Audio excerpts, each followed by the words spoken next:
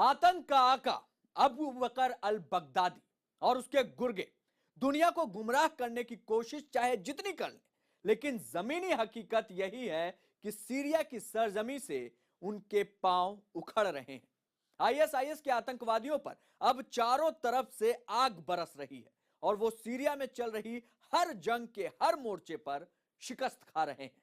यानी सीरिया में भी आईएसआईएस के गिने चुने दिन बचे हैं।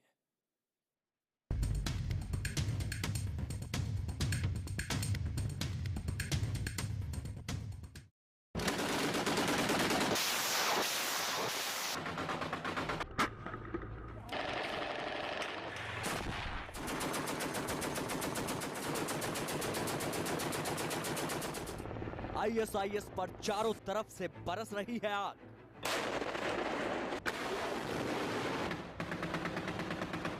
सीरिया में बुरी तरह से घिरे आईएसआईएस के आतंकवादी। अलेप्पो शहर पर हुआ सीरियाई फौज का कब्जा। अल-बाब शहर के अंदर घुसी तुर्की फौज।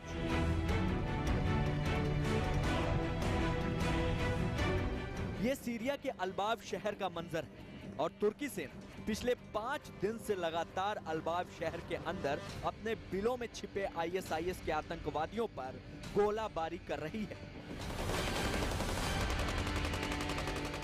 आलम यह है कि सीरिया में छिड़ी जंग में अब तक तुर्की सेना और फ्री सीरियन आर्मी के लड़ाके आईएसआईएस के कब्जे वाले अल-बाब इलाके से 216 गांव को आजाद करवा चुके हैं और हर गुजरते दिन के साथ तुर्की सेना का काफिला अल-बाब इलाके में अंदर बढ़ता जा रहा है।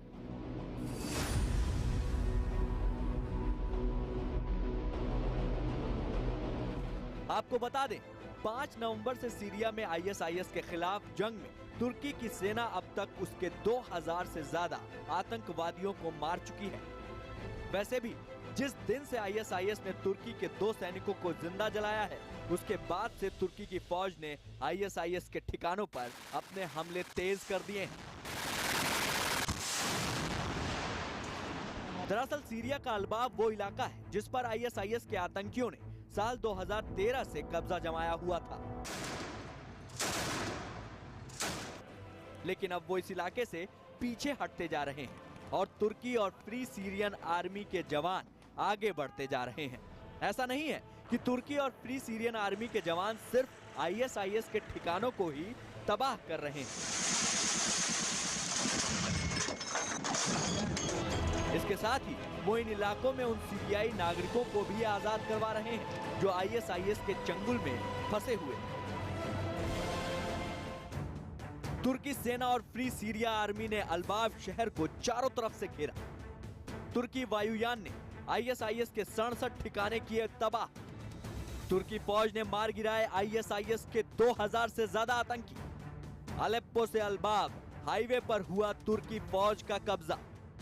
तुर्की फौज करवा चुकी है अल-बाब के 216 गांव आजाद। अल-बाब में चल रही जंग का आलम यह है कि तुर्की फौज अल-बाब शहर के बीचों बीच घुस चुकी है और वहां से उसकी सेना के जवान चुन चुन कर आईएसआईएस के आतंकियों को अपना निशाना बना रहे हैं।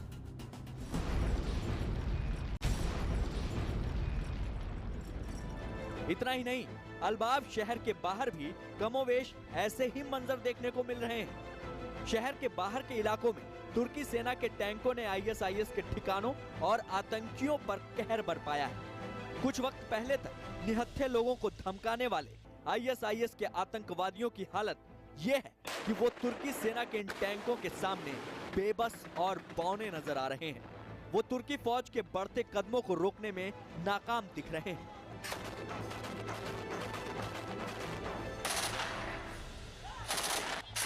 ऐसा नहीं है कि सीरिया से आईएसआईएस को बाहर खदेड़ने के लिए सीरियन सेना कुछ नहीं कर रही है।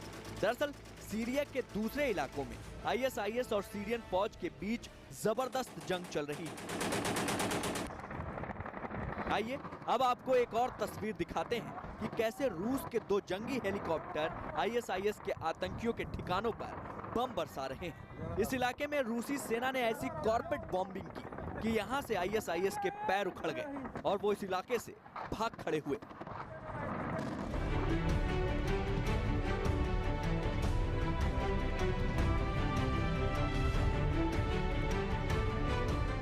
आज आलम यह है कि रूसी वायुसेना की मदद से सीरिया की फौज धीरे धीरे आगे बढ़ती जा रही है और आईएसआईएस के आतंकी एक एक मोर्चे पर शिकस्त खाने के बाद उन्हें छोड़कर भागते जा रहे हैं। इराक में छिड़ी मौसुल की जंग के बाद रक्का को आजाद कराने की जंग को काफी अहम माना जा रहा है, क्योंकि अगर रक्का से भी आईएसआईएस के पैर उखड़ गए तो उसके आतंकवादियों के पास सरेंडर करने के अलावा और कोई रास्ता नहीं बचेगा, क्योंकि आईएसआईएस ने सीरिया में रक्का को अपनी राजधानी घोषित कर रखा था। रक्का गिरने का मतलब ये होगा कि सीरिया से भी आईएसआईएस का वजूद हमेशा हमेशा के लिए मिटा दिया जाएगा।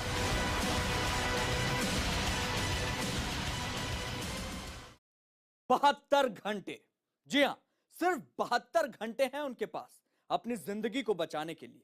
अपने घर, अपनी जमीन, अपने वजूद को छोड़कर कहीं और भाग जाने के लिए उनके पास सिर्फ 72 घंटे हैं। सीरिया की आर्मी ने साउथ वेस्ट एलेप्पो को अपने कब्जे में लेने से पहले वहां मौजूद विद्रोहियों और वहां के बाशिंदों को भागने का एक आखिरी मौका दिया है। इसके बाद साउथ वेस्ट एलेप्पो में सीरिया के राष्ट्रपति बशर अल असद के खिलाफ अगर कोई सिर उठता दिखा तो उसे कलम कर दिया जाएगा।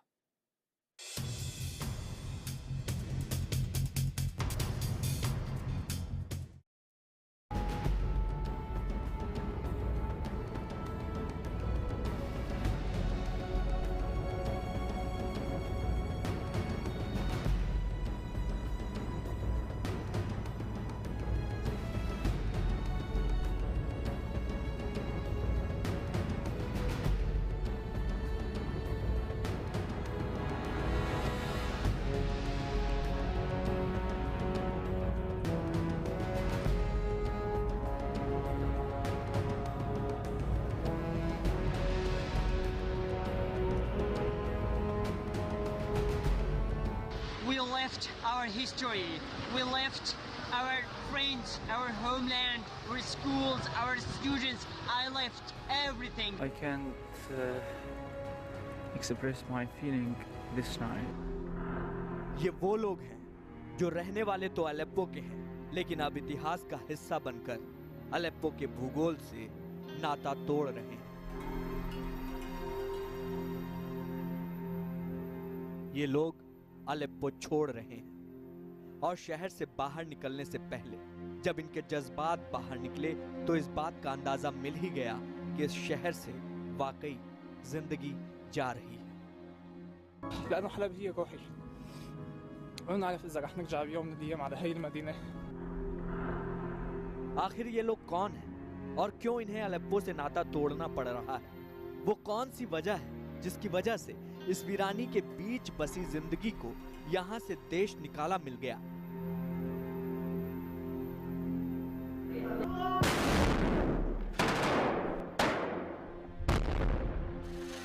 सीरिया की सेना का ऐलान।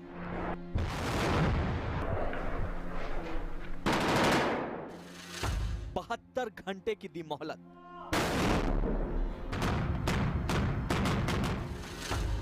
अगर बचानी है अपनी जान तो खाली कर दो दक्षिण पश्चिम अलेप्पो।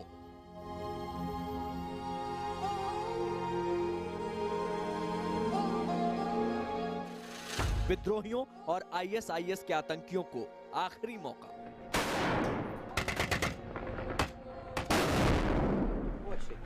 जितनी तेजी से सीरिया और गठबंधन सेना अलेप्पो के कोने कोने को अपने कब्जे में लेती जा रही है, उससे तो यही लग रहा है कि अब वो दिन दूर नहीं जब अलेप्पो पूरी तरह खाली हो जाएगा और इस जमीन के टुकड़े पर सेना और उसकी संगीनों का कब्जा हो जाएगा।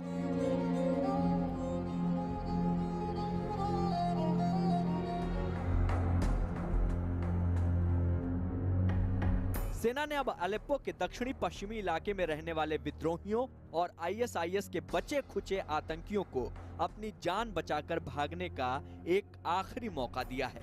72 घंटे। जी हाँ, इन 72 घंटों के बाद सेना उस इलाके को अपने कब्जे में लेने के बाद इसकी पूरी तरह से सफाई का सिलसिला शुरू कर देगी।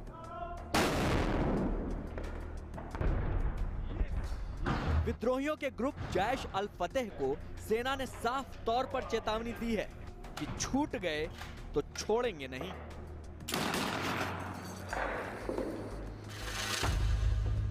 खुलासा है कि अलेप्पो को हासिल करने की खूनी जंग में रूस और सीरिया की सेना को विद्रोहियों और आईएसआईएस के आतंकियों दोनों से लोहा लेना पड़ा था।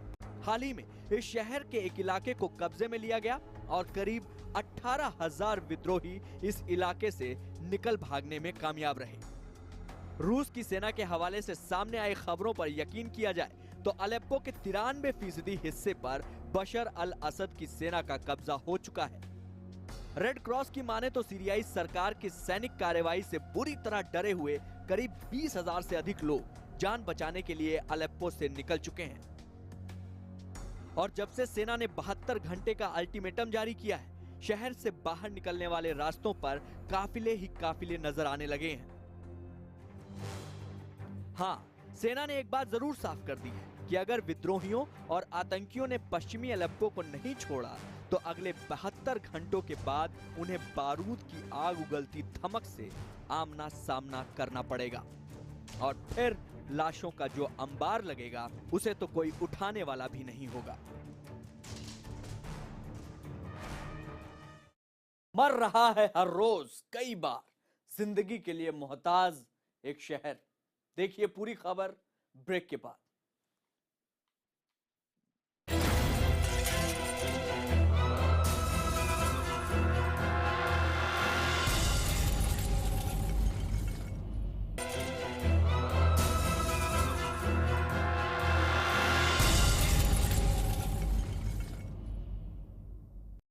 और अब बात एक शहर की जो रोज मरता है, जहां बुढ़ापा मौत को तरसता है और बचपन जिंदगी को। जंग की आग में उजड़ चुके इस शहर में हर कदम पर बिखरी है एक कहानी दर्द की, दास्तां दहशत की।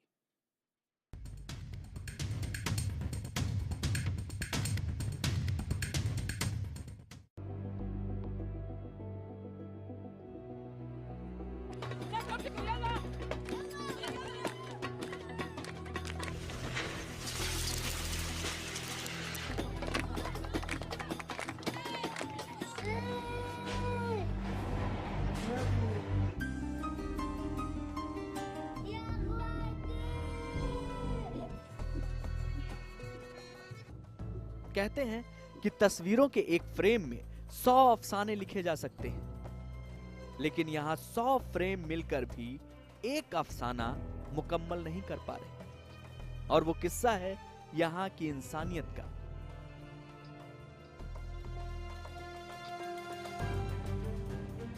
जिस पर कहर ने किस कदर सितम ढाया कि सारा गुलिस्तां ही बर्बाद हो गया। बारूद के काले निशान लिए, सड़ते मांस की बदबू, क्या यही मांगा था इस शहर के बाशिंदों ने? खुदा की सबसे पाक जमीन मक्का के शायद बेहद करीब बसे इस शहर को न जाने किस शैतान की नजर लगी।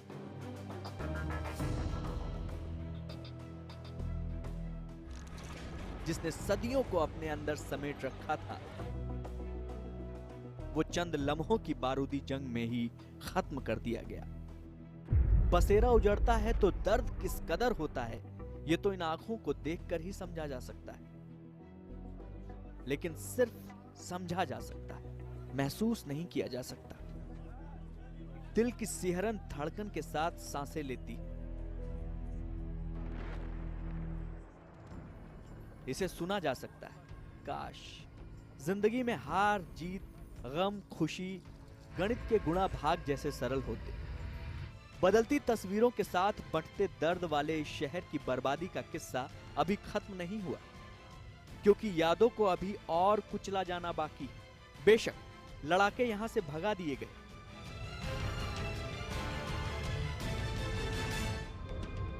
बेशक असद सरकार का कब्जा यहां हो गया, लेकिन मौत अंदर मौके की ताक में छिपी बैठी है और रह रहकर बारूद जिंदगी खा जाता है। असद सरकार ने यहां कब्जा जमा लिया। 5 साल पहले सीरिया में शुरू हुई जंग के बाद जुलाई 2012 में अलेप्पो शहर विद्रोहियों के कब्जे में चला गया था, जिन्होंने अपने वजूद के रुआब में कत्लो गारत मचा दी, लोगों को मारा और उनकी यादों को मारा। इतिहास को अपने अंदर समेटे इमारतों को बारूद लगाकर ईंट गारे के ढेर में बदल दिया। उसके बाद आया असद सरकार का जवाबी हमला। उनकी मदद के लिए आगे आई रूस और ईरान की सेना ने भी छिपे आतंकियों पर आसमान से कहर बरपाया। लड़ाकू विमान और मिसाइलों से जो मौत बरसी, उसने न सिर्फ आतंकियों को मारा बल्कि न जाने कितने बेगुनाह इंसानों की जान ली। अब करीब 4.5 साल बाद असद सरकार ने उन्हें यहां से खदेड़कर 5 साल बाद अपनी सबसे बड़ी जीत पर दस्तखत किए।